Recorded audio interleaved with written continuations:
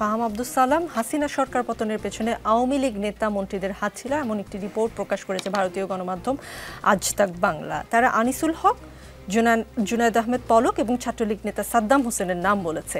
আজ তাক তাদের সোর্স হিসেবে ভারতীয় গোয়েন্দা রিপোর্ট এবং বাংলাদেশি গোয়েন্দা রিপোর্টের কথা বলেছে। এই খবরের প্রভাব আওয়ামী লীগে কেমন হতে পারে, আমাদের দেশের এখন যে রাজনৈতিক বাস্তবতা সেখানে কেমন হতে পারে? আচ্ছা, আমি ব্যক্তিগতভাবে মনে করি যে আমি ইন্ডিয়ান যত নিউজ আউটলেট তাদের যে বাংলাদেশ বিষয়ক প্রচার সংবাদ এগুলো আমি একটাও বিশ্বাস করি না। কারণ আমি অনেক লোকের সাথে কথা বলে দেখেছি তাদের বাংলাদেশ বিষয়ে অজ্ঞতা, বিনা স্বীকৃতির কথা চিন্তা করেন। মানে ইট ইজ অ্যাস্টাউন্ডিং যে মানে এত কম জানেন তারা বাংলাদেশ সম্বন্ধে। হয় কি, পাবলিক সার্ভিসে একটা ঘটনা ঘটে যে পাবলিক সার্ভিসে ওই উইদিন দ্য ইনস্টিটিউশন একটা ডগমা তৈরি হয় যে ওই লেন্স ক্রিয়েট করা হয়। এখন ওই লেন্স যদি আপনি ওই পারপাসটা সার্ভ করেন তাহলে আপনার প্রমোশন হবে। এবং ইন্ডিয়ার যেই ন্যাশনাল পলিটিক্স সেটা প্রবলভাবে ইসলামোফোবিক একটা কি বলবো একটা আমেজ আছে ওখানে, এবং ইসলামোফোবিক একটা অবস্থা ক্রিয়েট মানে অবস্থা বিরাজ করছে ইন্ডিয়াতে। তো পাবলিক সার্ভিস এর বাইরে কিছু না। তো ওই পাবলিক সার্ভিসে যে চাকরি করে তাকে উপরে উঠতে হলে তাকে ওই ন্যারেটিভটাই পেডেল করতে হবে। এবং এটা দীর্ঘদিন ধরে এটা হতে হতে এমন একটা অবস্থা হয়েছে যখন আপনি ইন্ডিয়ানদের চোখে বাংলাদেশকে দেখবেন সেটা একটা ভিন্ন দেশ। আপনার মনে হবে যে এই দেশের সাথে আপনি যে ওই দেশেই সারা জীবন কাটালেন, আপনার মনে হবে যে এটা কোন দেশের কথা বলছে না। তো ওদের যে রিপোর্ট, আজ তাক বলেন যে কোনো নিউজ আউটলেটের রিপোর্ট যেটা আমরা দেখি, এটা আমি কেন গুরুত্ব দিই না, কারণ ওদের যে রয়ের যেই ইন্টেলিজেন্স, এটা বাংলাদেশে তো pardon my French, it was a clusterfuck and they completely messed it up. তো ওদের রিপোর্ট দিয়ে আমি কেন এটা নিয়ে মানে এটাতে নতুন করে কিছু হওয়ার নেই। আওয়ামী লীগের জন্য বাংলাদেশের রাজনীতিতে ফিরে আসা আমি মনে করি না আমার লাইফ টাইমে কিংবা ফোরসেবল ফিউচারে সম্ভব। জি, দেশে বসে সরকারের সমালোচনা করা বা অ্যাক্টিভিজম করা আর বিদেশে বসে দেশ নিয়ে কথা বলা, কোনটা সহজ কোনটা ঝুঁকির? আমি একটু আগে জাহিদ ভাইকে বলছিলাম, যারা বাংলাদেশে বসে বাংলাদেশের হাসিনা রেজিমের সময় হাসিনার এগেনস্টে কথা বলেছেন, তাদের মর্তবা আমাদের চাইতে, আমরা যারা বিদেশে ছিলাম তাদের চেয়ে অনেক উপরে। কারণ আমাদের অ্যাটলিস্ট ইমিডিয়েট ফিজিক্যাল থ্রেট ছিল না।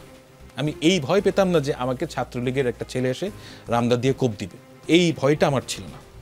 এবং কিন্তু বাংলাদেশে বসে যারা জাহিদ ভাইয়ের মতন কমেন্ট্রি করেছেন, অ্যাক্টিভিজম করেছেন, তাদের রিস্ক আপনিও এবং আপনাদের রিস্ক অনেক বেশি ইমিডিয়েট ছিল।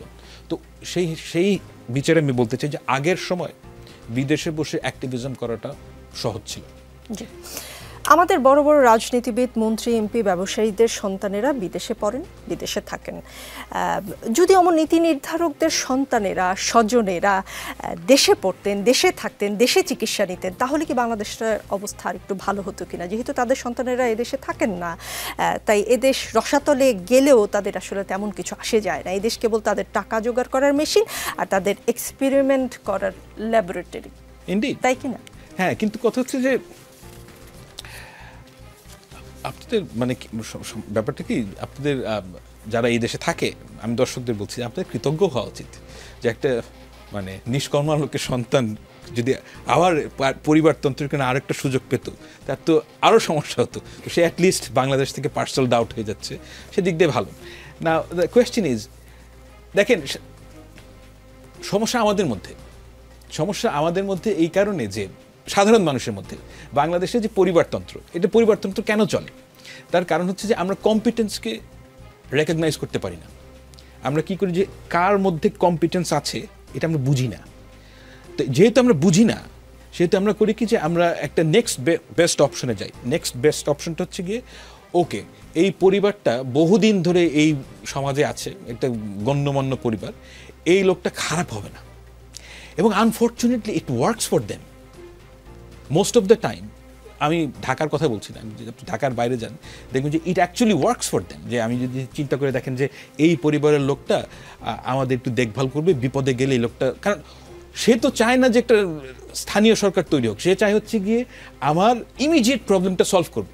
আমার আজকে রাত্রে অ্যাপেন্ডিক্সে পেইন হয়েছে, আমাকে কেউ গাড়ি করে ঢাকায় পাঠা দিক, এই কাজটা কে করবে? ওই লোকাল যেই মানে লোকটা ক্ষমতাধর পয়সাওয়ালা যাই বলেন সেই লোকটাই করে দেয় তাকে। তো আনফর্চুনেটলি বাংলাদেশে মেরিটোক্রেসির উপর সাধারণ মানুষের ট্রাস্ট নাই, এটা একটা বিপজ্জনক জিনিস। তো আমার ধারণা অ্যান্ড আই হোপ যে যদি ডেমোক্রেসি থাকে এবং রুল অফ ল থাকে তাহলে মানুষ ধীরে ধীরে মেরিটোক্রেসির দিকে যাবে। তো ওই অবস্থাটা তৈরি হওয়া শুরু হয়েছে, বাকিটা আমাদের কি করতে হবে। জি, একটা ব্যক্তিগত প্রশ্ন করি। আপনি রাজনীতিতে আসবেন না বলেই জানিয়ে এসেছেন, বলে আসছেন, কিন্তু রাজনীতি নিয়ে আপনার গভীর বিশ্লেষণ কিন্তু আমরা শুনতে পাই। মির্জা ফখরুল ইসলাম আলমগীর যদি আপনার শ্বশুর না হতেন তাহলে কি আপনি রাজনীতি করতেন? না, উনি শ্বশুর হওয়া কিংবা না হওয়া এর সাথে যুক্ত না। আমার আসলে তো পয়সা নেই রাজনীতি করার মতো, অ্যান্ড আমার টেম্পারামেন্টটাও নেই। তো মানে রাজনীতি করতে হলে আপনার অ্যাট দ্য লিস্ট আমি হিসাব করে দেখেছি যে 10 ঘন্টা যেহেতু আপনি রাজনীতি সকালবেলায় কাজ করবেন, তো আপনার ডে জব বলে কিছু থাকবে না। তো এই ডে জবটা যদি না থাকে তাহলে আপনি খাবেন কি? তা আপনার তো কোনো মানে একটা সোর্স লাগবে পয়সার, আমার তো এটা নাই। তো এটা হচ্ছে নাম্বার 1 প্রবলেম। আর নাম্বার 2 প্রবলেম হচ্ছে যে মানে ওই টেম্পারামেন্ট আমার নাই। আমি very happy just being a writer. জি, প্রশ্নটা দুইজনের জন্য, আমি শুধু অপশনটা শুনতে চাই, ব্যাখ্যা শুনতে চাই না। সব মিলিয়ে নির্বাচনটা ঠিক কোন সময় হলে ভালো হয়? অপশন 1 5ই আগস্ট, যেমন বিএনপি চাচ্ছে 5ই August 2025, December 2025, option 2, option 3 June 2026। কোন অপশন? প্রথমে ফাহাম আব্দুল সালাম। ডিসেম্বরের ভিতরে কোন একটা সময়। জি, ডাক্তার জাহেদ। সেম অ্যানসার, ডিসেম্বর 2025 বা আর একটু আগে হলে, মানে 2025 এর মধ্যে।